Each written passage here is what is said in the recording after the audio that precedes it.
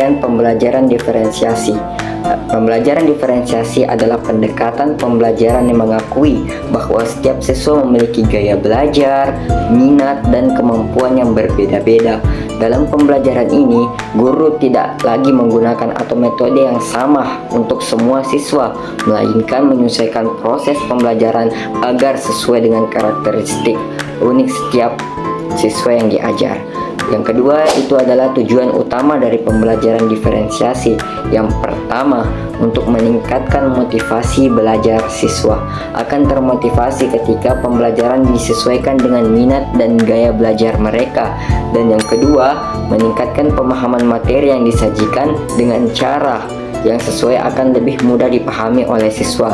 Dan yang ketiga, meningkatkan prestasi. Dengan pembelajaran yang berdiferensiasi, siswa dapat mencapai potensi maksimal mereka. Dan yang keempat adalah menciptakan kelas yang inklusif. Semua siswa, terlepas dari kesempurnaannya, harus merasa dihargai untuk mendapatkan kesempatan untuk belajar. Tiga, yaitu aspek yang didapat dari pembelajaran diferensiasi. Yang pertama adalah konten. Materi pembelajaran yang dapat disesuaikan dengan tingkat kesulitan sesuai dengan kemampuan siswa. Yang kedua, proses cara penyampaian materi dapat bervariasi, misalnya melalui diskusi kelompok, proyek individu, atau presentasi. Dan yang ketiga adalah produk. Tugas akhir yang diberikan kepada siswa disesuaikan dengan minatnya dan gaya belajarnya. Yang terakhir adalah lingkungan belajar. Guru dapat mengatur suasana kelas agar kondusif untuk berbagai gaya belajar.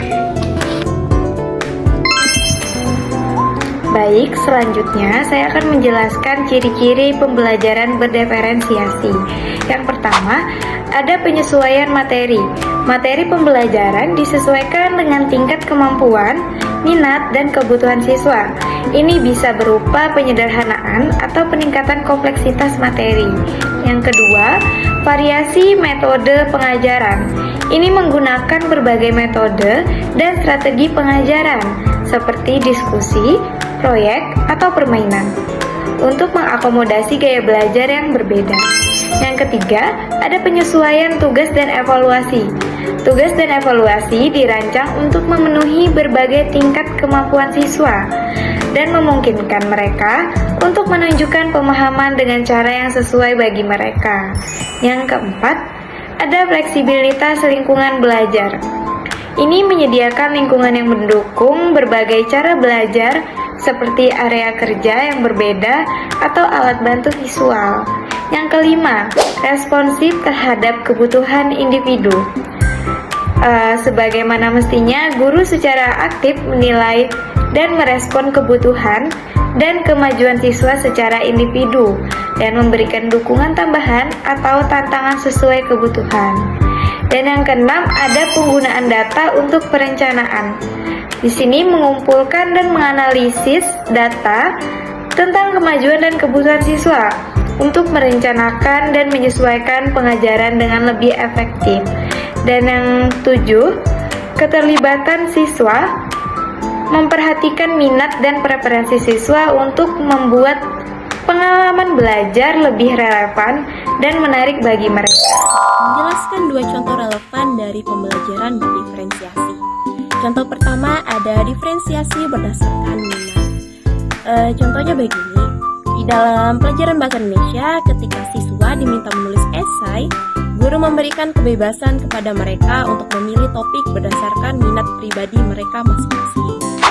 Di sini siswa yang menyukai olahraga bisa menulis tentang pertandingan sepak bola, sementara siswa yang tertarik pada teknologi dapat menulis tentang inovasi teknologi terbaru.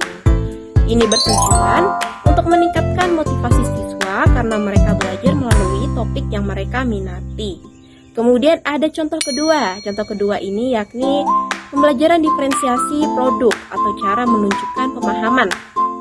Contohnya yakni setelah mempelajari topik tentang lingkungan, siswa diberikan pilihan untuk menunjukkan pemahaman mereka dengan cara yang berbeda. Beberapa pilihan bisa mencakup: yang pertama, menulis esai atau laporan tertulis; yang kedua, membuat poster atau diagram; yang ketiga, membuat video atau presentasi multimedia; Yang ketiga, membangun model 3D dari materi yang dibahas. Di sini bertujuan siswa dapat menunjukkan pemahaman mereka dengan cara yang sesuai dengan keunggulan dan minat mereka.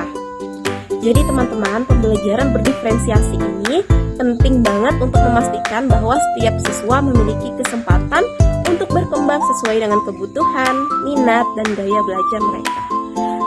Sekian penjelasan dari saya tutup dan saya akhiri. Assalamualaikum warahmatullahi wabarakatuh.